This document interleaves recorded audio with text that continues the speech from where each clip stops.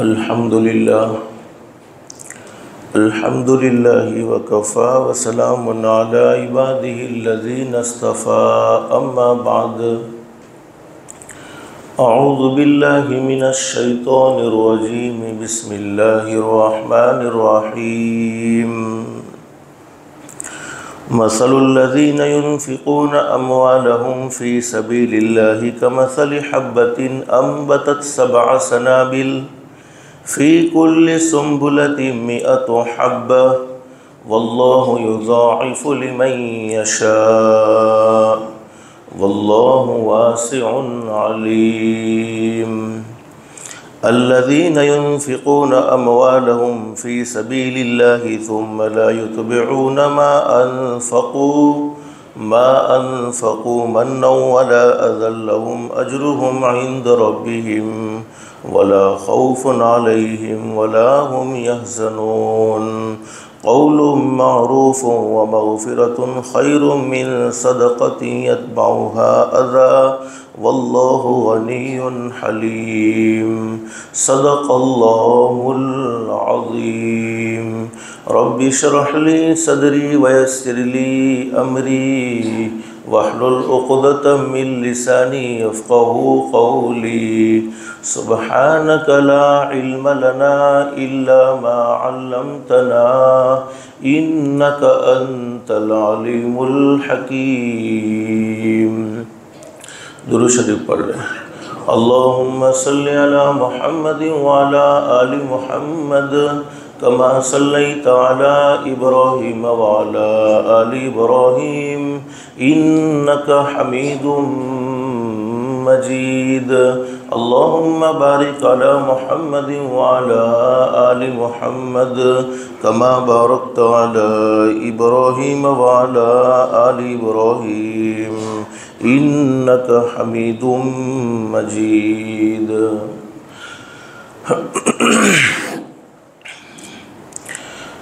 आज रमज़ानुल मुबारक के महीने का 25वां रोज़ा है। अब बहुत जल्द रमज़ान का महीना रुखसत होने वाला है। अल्लाह से दिल से दुआ कर लो, जितने दिन बाकी हैं अल्लाह हम सबको कदरदानी की तौफ़ीक़ व सआदत नसीब फरमाए। गुज़श्ता कल ज़िक्र किया था कि अल्लाह ने अगर माल दिया है तो माली इबादत के ज़रिए भी अल्लाह को पाया जा सकता है।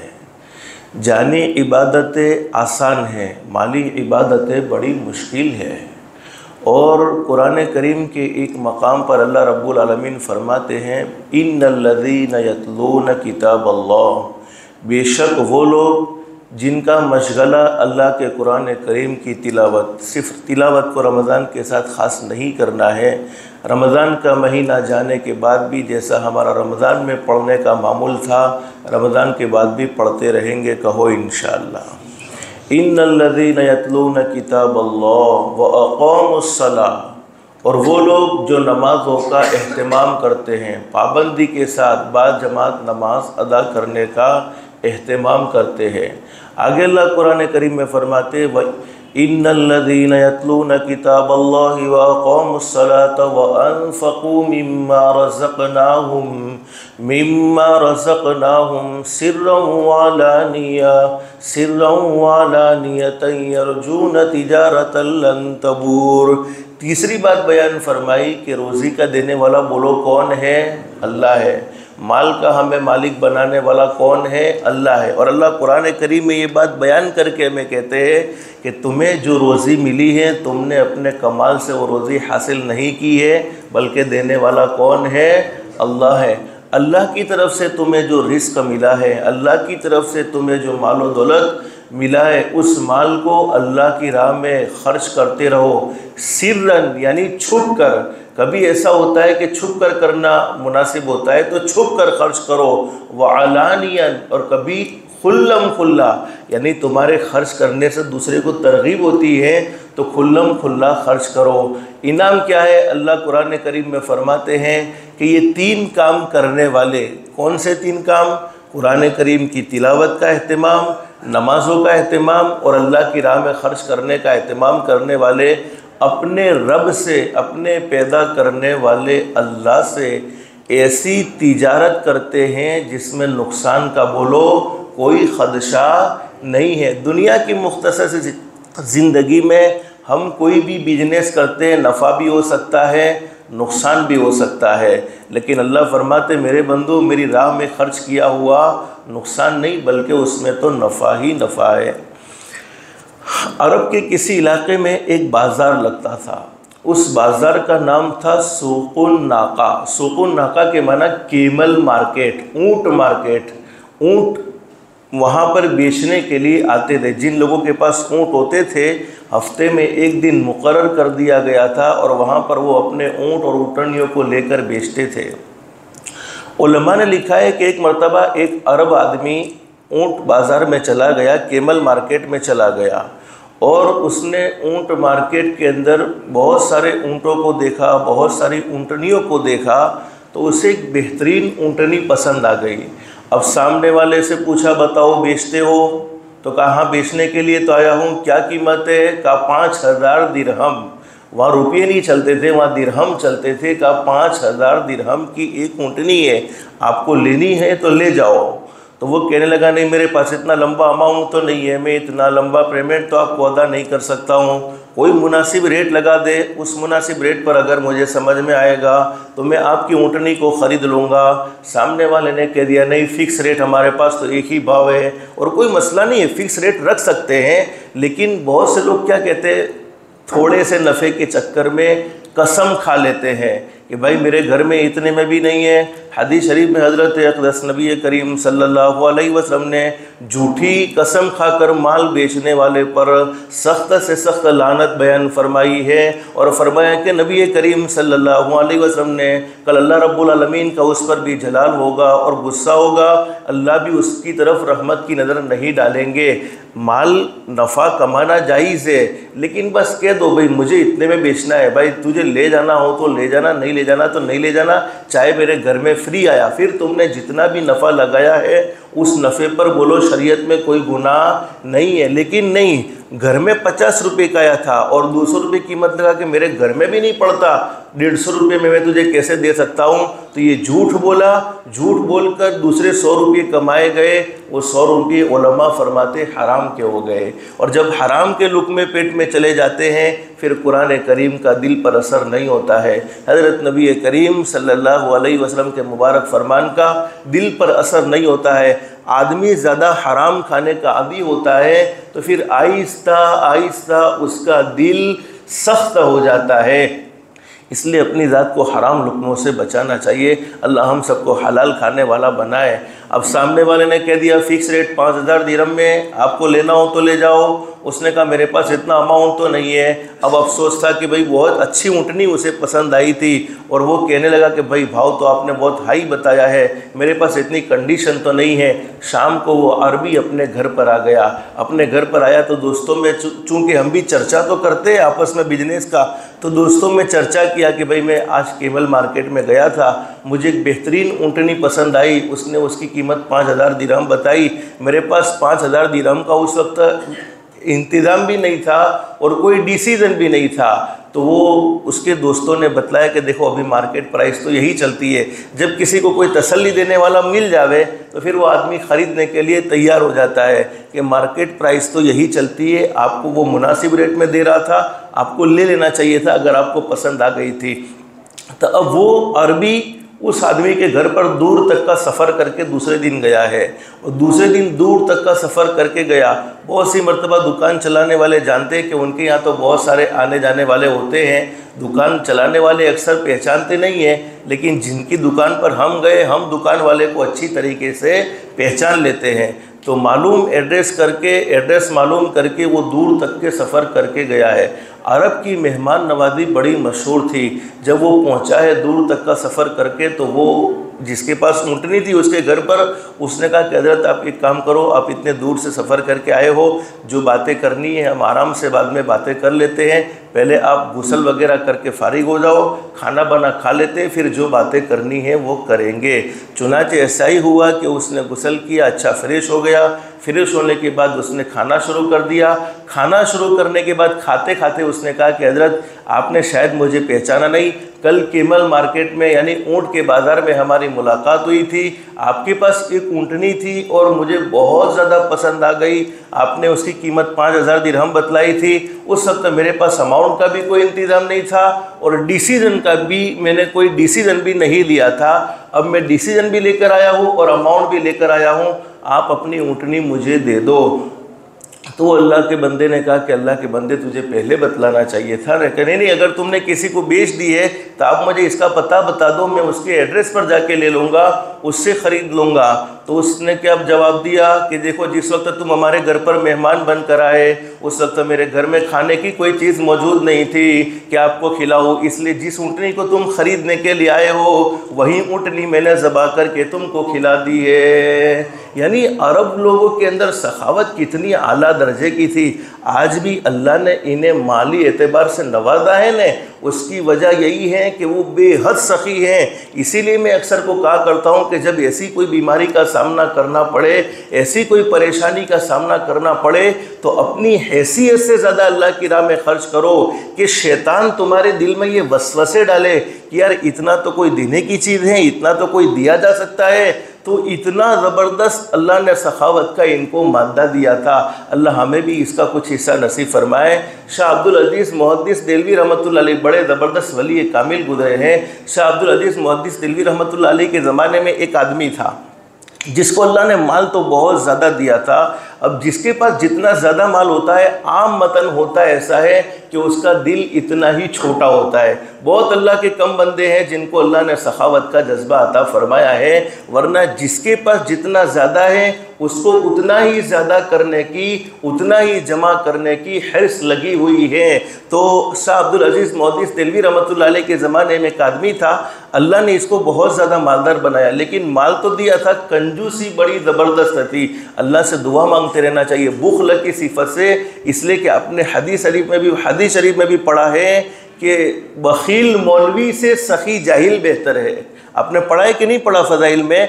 बखील मौलवी से सखी जाहिल बेहतर है। इसलिए कि एक जाहिल मतलब जो जानता कुछ नहीं है लेकिन वो सखावत करके अल्लाह के करीब हो सकता है, और एक आदमी बखील है लेकिन जानता बहुत कुछ है, लेकिन बुखला की वजह से वो सखी का मुकाबला नहीं कर सकता है।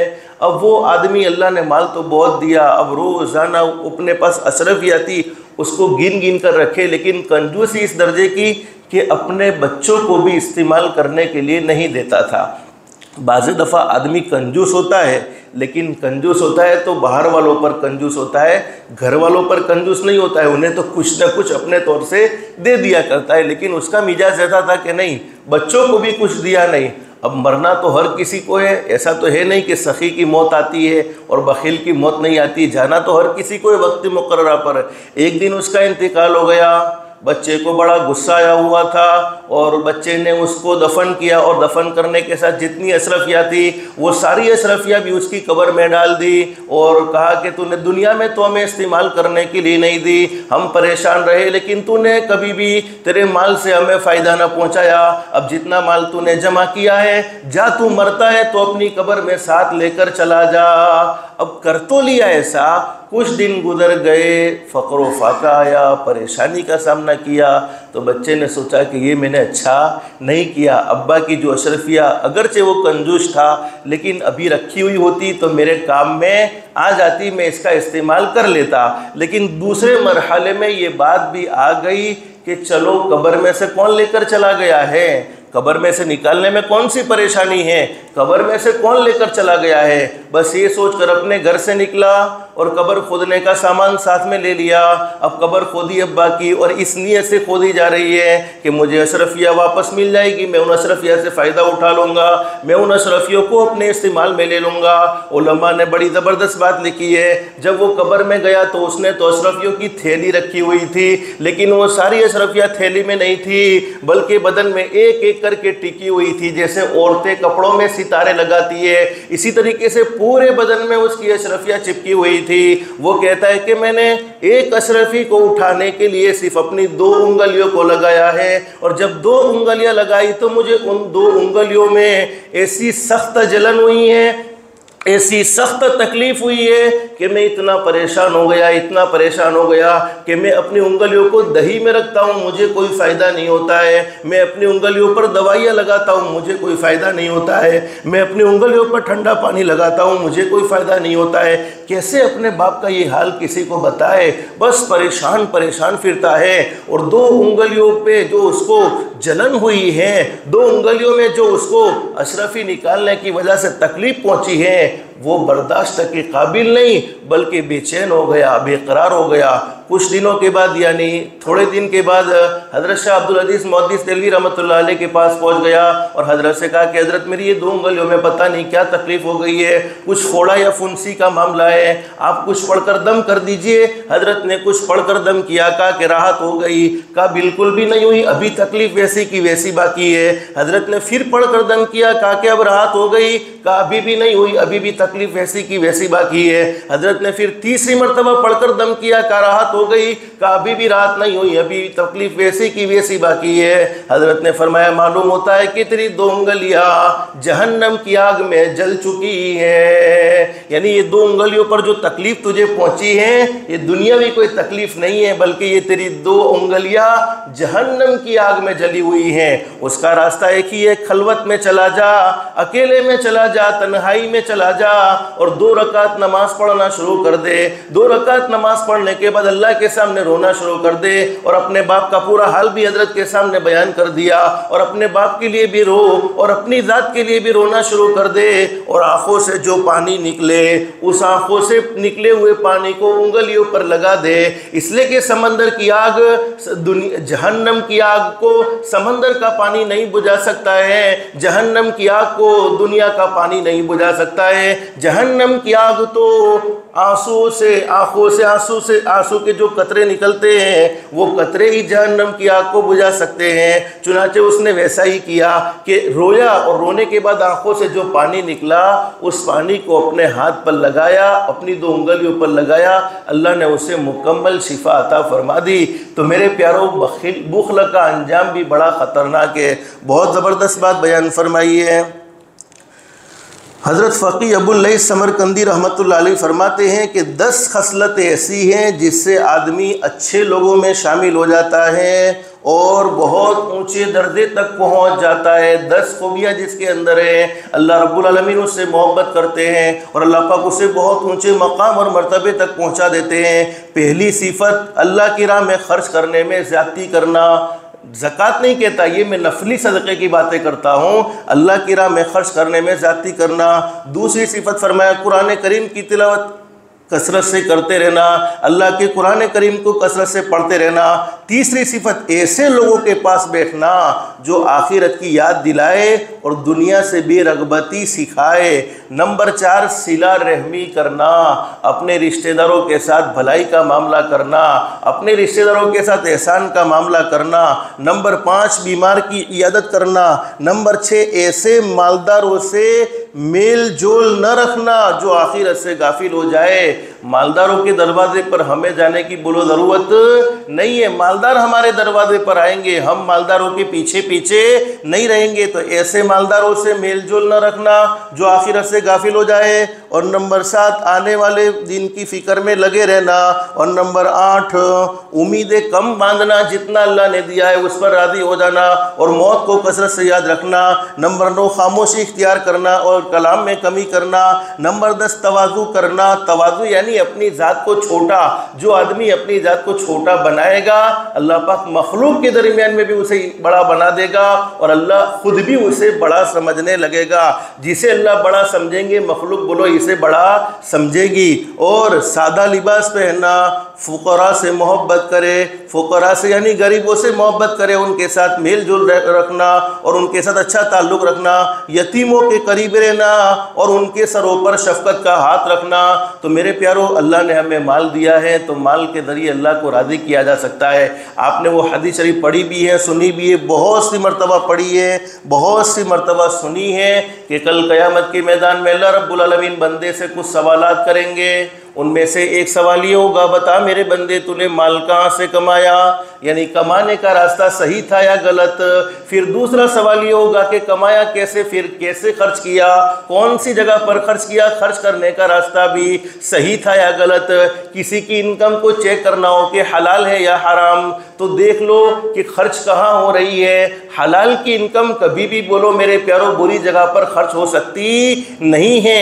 अपनी ज़ुबान में कहते, क्या कहते हैं, जेवी आवक एवी जावक कहते हैं, ऐसा कहते हैं, जेवी आवक एवी जावक। ये सच्ची बात है, यानी आमदनी अच्छी होगी, इनकम अच्छी होगी तो खर्च करने का रास्ता भी बोलो अच्छा होगा, और इनकम का रास्ता अच्छा नहीं होगा तो खर्च करने का रास्ता भी अच्छा नहीं होगा।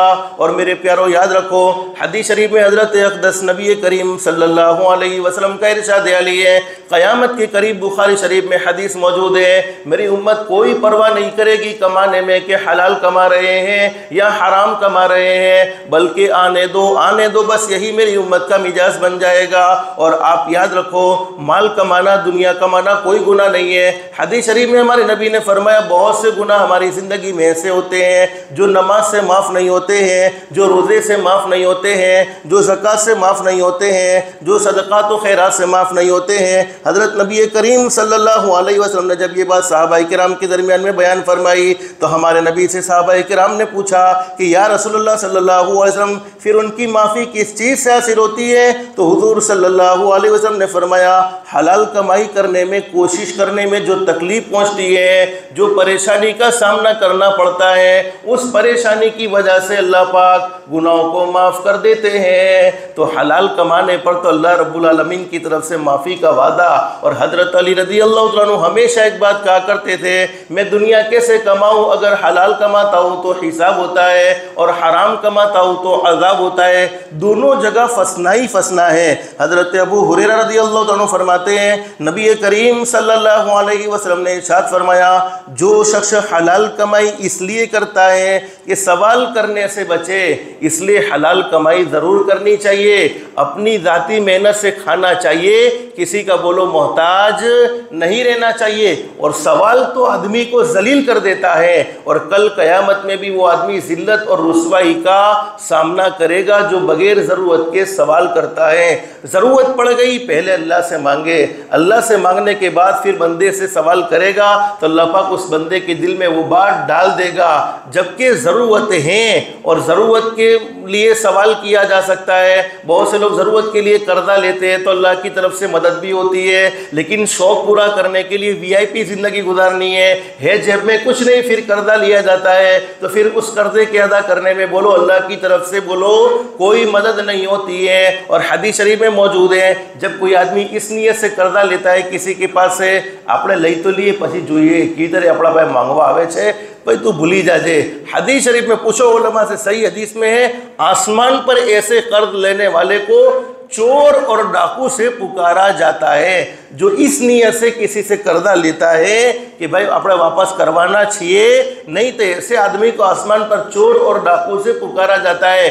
अब तो बड़ा अजीब मामला, आज हमारे बहुत से अहबाब सूदी कारोबार में पड़ गए हैं। उसकी एक वजह यह है कि मालदार लोग कर्जा नहीं देते, दोनों तरफ प्रॉब्लम है।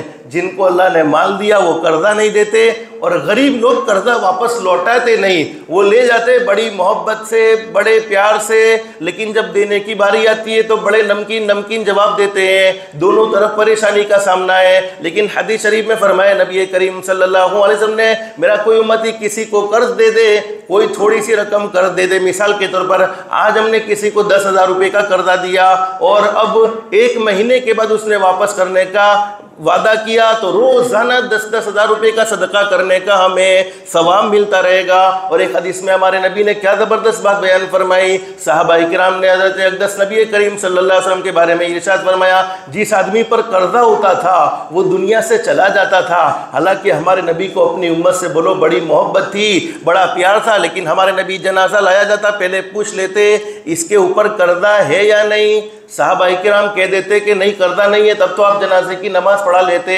और कहते कर्जा है, आपके पास माल मौजूद होता, आप कर्जा अदा करवा लेते, आप उसका कर्जा चुका देते, लेकिन आपके पास माल नहीं होता था। हमारे नबी फरमाते इस जनाजे को मेरे सामने से ले जाओ, मैं उसके जनाजे की नमाज पढ़ने को तैयार नहीं। जो रहमतुल लिल आलमीन नबी, जिनको उम्मत का दर्द बर्दाश्त नहीं, उम्मत की तकलीफ बर्दाश्त नहीं, वो रहमतुल लिल आलमीन नबी का हाल ये है कि मखरूज की आप जनाजे की नमाज पढ़ने को बोलो तैयार नहीं थे।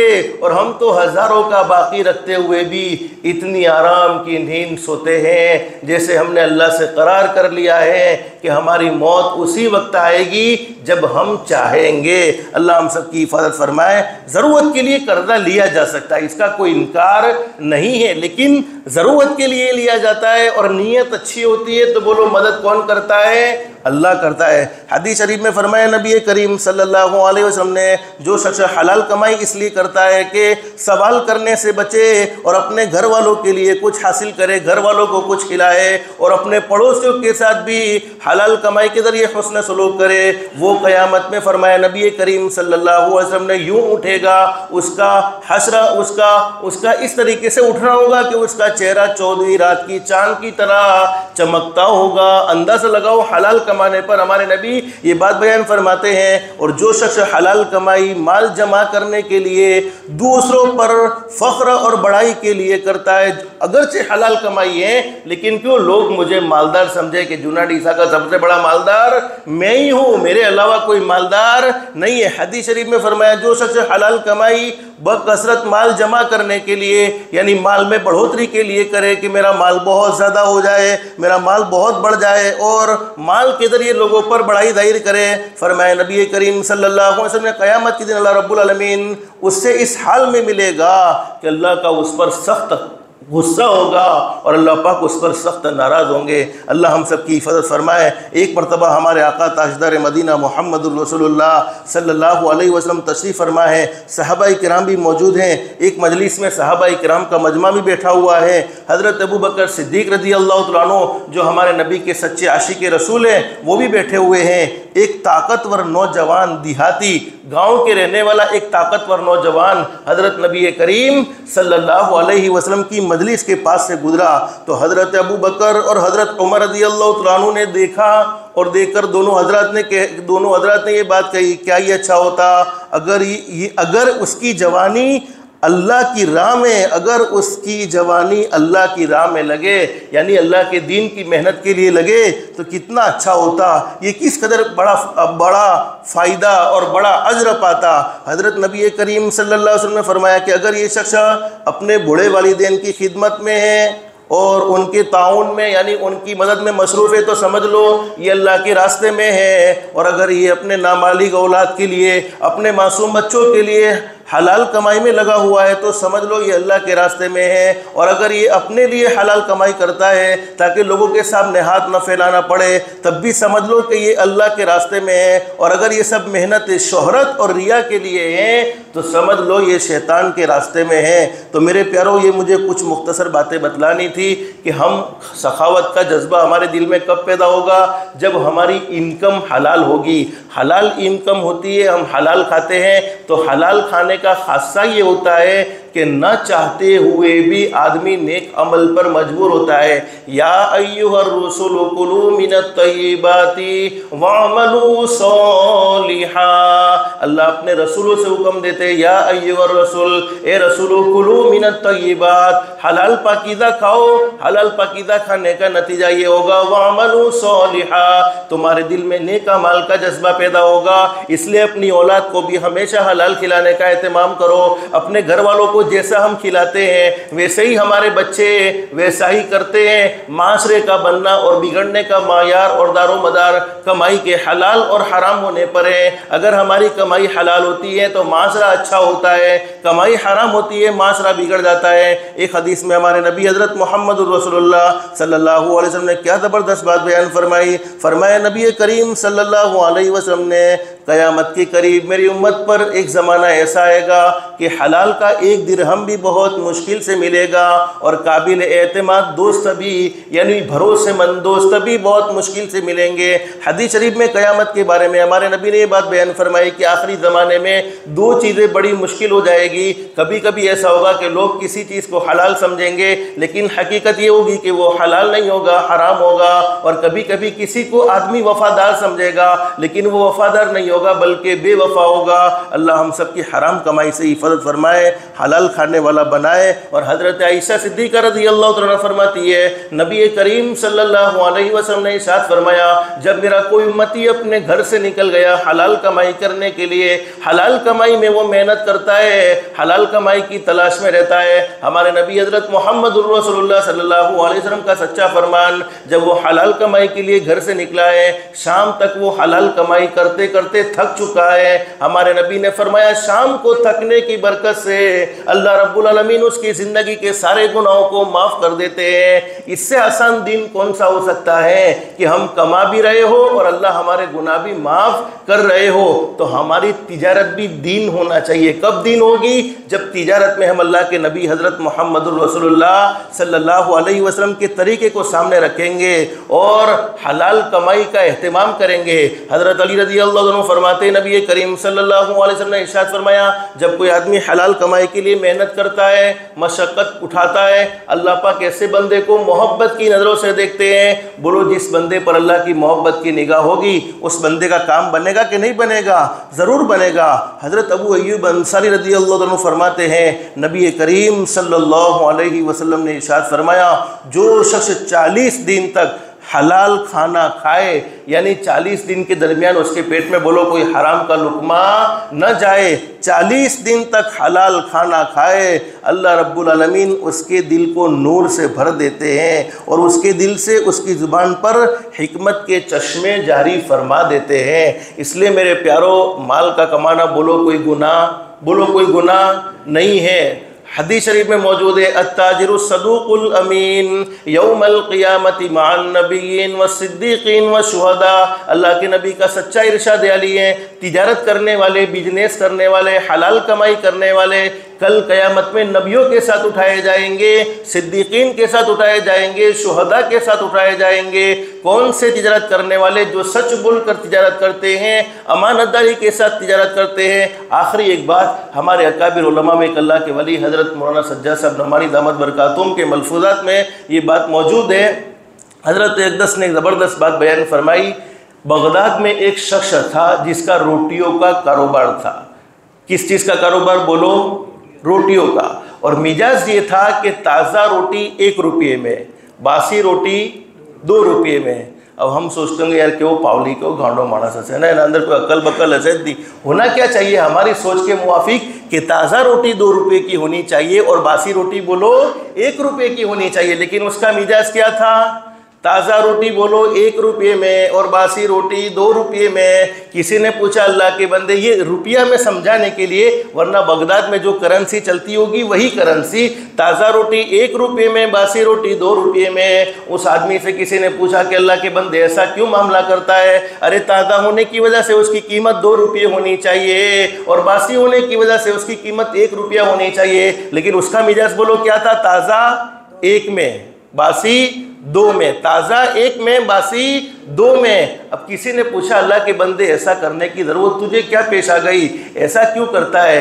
तो कहने लगा कि जो ताज़ा रोटी में 1 रुपये में बेचता हूँ उसकी वजह यह है कि वो रोटी मेरे महबूब हज़रत मोहम्मद रसूलुल्लाह सल्लल्लाहु अलैहि वसल्लम के ज़माने से 1 दिन ज़्यादा दूर हो चुकी हैं, इस वजह से मैं उसको 1 रुपये में बेचता हूँ। और वो बासी रोटी जिसको मैं 2 रुपये में बेचता हूँ उसकी वजह यह है कि वो रोटी मेरे महबूब हज़रत मोहम्मद रसूलुल्लाह सल्लल्लाहु अलैहि वसल्लम के ज़माने से 1 दिन ज़्यादा करीब हैं। इस वजह से मैं इसको 2 रुपये में बेचता हूँ। तो मेरे प्यारों, जो तिजारत में, जो बिजनेस में हमारे नबी के ज़माने का इतना लिहाज रखते होंगे, बोलो वो आपकी सुन्नतों का कितना लिहाज रखते होंगे, आपके फ़राइज़ का कितना लिहाज रखते होंगे। तो हलाल कमाई तो करनी चाहिए। अब हलाल कमाएंगे तो खर्च भी हम कर सकेंगे, लेकिन इतना भी दुनिया में बिजी ना हो जाए कि हम नमाजों को छोड़ दें, इतना भी दुनिया में बिजी ना हो जाए कि जमात की नमाज की हमारे दिल में कोई अहमियत ना हो, जमात की नमाज की हमारे दिल में कोई परवाह ना हो। इसलिए मेरे प्यारों, कमाना तो कोई गुनाह नहीं है। अल्लाह से दिल से दुआ कर लो, अल्लाह हम सबको हलाल कमाने वाला बनाए। और जब अल्लाह ने कमाने की तौफीक अता फरमाई है तो अच्छा खर्च भी करने की अल्लाह पाक हम सबको तौफीक नसीब फरमाए। एक सहाबी ने हमारे नबी से कह दिया, अल्लाह के नबी, हमेशा मैं अपनी मौत के बारे में फ़िक्रमंद रहता हूँ, मुझे डर लगता है, पता नहीं मरने के बाद मेरे साथ क्या मामला हो जाएगा। और हमेशा हमें भी बोलो डरना चाहिए कि हमारे पास भी तो बोलो ऐसे कोई अमाल है नहीं कि हम मुतमईन हो जाए कि अभी इजराइल आ जाए और हम उसके सलाम का जवाब देकर दुनिया से चले जाए। वैसे अमाल तो हमें अपनी ज़िंदगी में नज़र आते नहीं है। हमारे नबी ने सहाबी से पूछा, अल्लाह के बंदे, अल्लाह ने तुझे मालदार बनाया। सहाबी ने कहा, हाँ अल्लाह के नबी, अल्लाह का फजल है, अल्लाह का एहसान है कि अल्लाह ने मुझे मालो दौलत से माला माल फरमाया है। अब सहाबी ने जब ये बात कही कि अल्लाह ने मालो दौलत से माला माल फरमाया, हमारे नबी ने फरमाया, जितना हो सके अल्लाह की राह में खर्च करने का, जहाँ ज़रूरत है वहाँ पर तू खर्च कर दे, अल्लाह तेरे दिल से मौत का डर बिल्कुल ख़त्म कर देंगे। और एक हदीस में हमारे नबी ने फरमाया, जो अपनी हैसियत के मुताबिक कुछ न कुछ खर्च करता रहेगा, अल्लाह पाक उसे 3 बड़े बड़े इनाम नसीब फरमाएगा। सबसे पहला इनाम, जिस दिन में उसने सदका कर लिया है, यानी नफली सदक़े का एहतमाम कर लिया है, वो 3 परेशानियों से उस दिन में महफूज रहेगा। नंबर 1, जहरीले जानवर के नुकसान से, जहरीला कोई जानवर उसे नुकसान बोलो नहीं पहुंचाएगा। नंबर 2, छत या दीवार के नीचे दबकर मर जाने से, यानी हादसे वाली मौत से अल्लाह पाक उसकी हिफाजत फरमाएंगे। और नंबर 3, अचानक की मौत से अल्लाह पाक उसकी हिफाजत फरमाएंगे। तो आज से हम सबको तय करना है, कह दो इंशाअल्लाह हमेशा हलाल खाने का एहतमाम करेंगे, अगरचे थोड़ा ही क्यों न हो। इसलिए कि थोड़ा है, हलाल है, अल्लाह ने उसमें बरकत रखी है। ज़्यादा है, हराम है, उसमें कोई बरकत नहीं है। इसलिए हमेशा हलाल खाएंगे, हलाल खाएंगे, अपनी औलाद को हलाल खिलाएंगे तो हमारे बच्चे भी हमारे भी फर्मा बरदार होंगे, अल्लाह के भी फर्मा बरदार होंगे। अब एक छोटी सी दुआ आपको बतला देता हूँ, रोज़ाना की तरह आज भी अल्लाह हम सबको दुआएं मांगने का एहतमाम की तौफीक नसीब फरमाए। हदीस शरीफ में मौजूद है, हज़रत अबू दरदा रज़ी अल्लाह तआला फरमाते हैं, फरमाए नबी करीम सल्लल्लाहु अलैहि वसल्लम ने, जो शख्स सुबह और शाम 7-7 मरतबा ये दुआ यकीन के साथ पढ़े या बगैर यकीन के। देखो यहाँ इस दुआ में अल्लाह के नबी हज़रत मोहम्मद रसूलुल्लाह सल्लल्लाहु अलैहि वसल्लम ने क्या बात बयान फरमाई, यकीन के साथ पढ़े या बगैर यकीन के 7-7 मरतबा। हज़रत अबू दरदा रज़ी अल्लाह तआला फरमाते, जो शख्स सुबह और शाम, यानी सुबह यानी फजर के बाद, शाम यानी असर के बाद भी पढ़ सकते हैं, मगरिब के बाद भी पढ़ सकते हैं, ये दुआ यकीन के साथ पढ़े या बगैर यकीन के पढ़े, अल्लाह रब्बुल आलमीन उससे हर अहम मामले की कफ़ालत फरमाएगा, उसके हर काम में अल्लाह पाक काफ़ी हो जाएगा और ख़ुद मददगार हो जाएगा। वो दुआ कौन सी है? हस्बी अल्लाहु ला इलाहा इल्ला हु अलैहि तवक्कलतु व हुवा रब्बुल अर्शिल अज़ीम। हस्बी अल्लाहु ला इलाहा इल्ला हु अलैहि तवक्कलतु व हुवा रब्बुल अर्शिल अज़ीम। ये दुआ 11वें पारे में मौजूद है, सूरह तौबा की आखिरी आयत है। फ़इन तवल्लौ फ़कुल, फ़इन तवल्लौ उसको फ़कुल तक छोड़ देना है, फिर आगे है हस्बी अल्लाहु ला इलाहा इल्ला हु अलैहि तवक्कलतु व हुवा रब्बुल अर्शिल अज़ीम।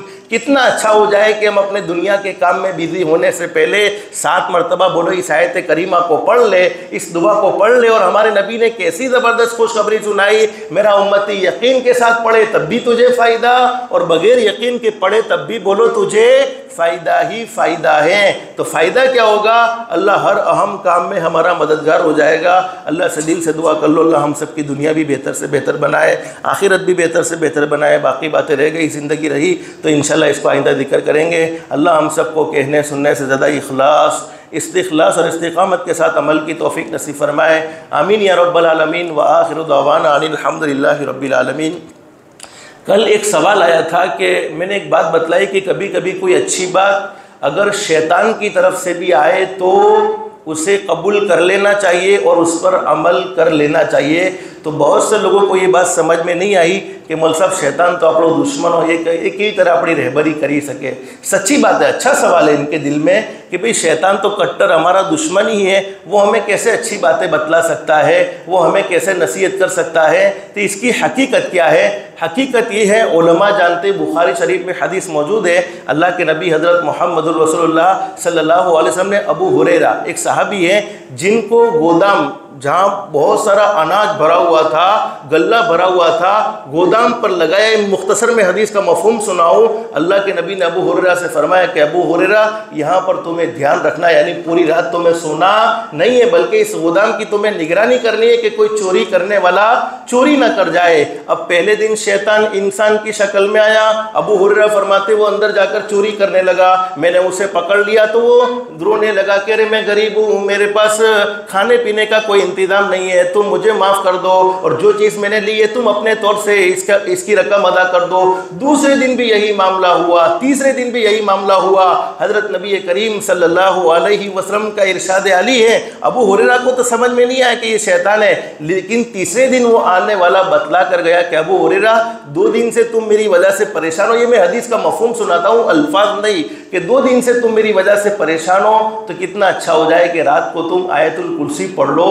तो आयतुल कुर्सी पढ़ोगे तो अल्लाह पाक तुम्हारे माल की बोलो हिफाजत कर लेगा। तो ये नसीहत किसने की थी? बोलो शैतान ने। हमारे नबी ने फरमाया कि अगरचे था तो वो शैतान, लेकिन बात अच्छी बताकर चला गया। तो आयतुल कुर्सी में अल्लाह ने बड़ा ज़बरदस्त पावर रखा है। हदीस शरीफ में लिखा है कि जो हर फर्ज नमाज के बाद एक मरतबा पढ़े, कितनी मरतबा?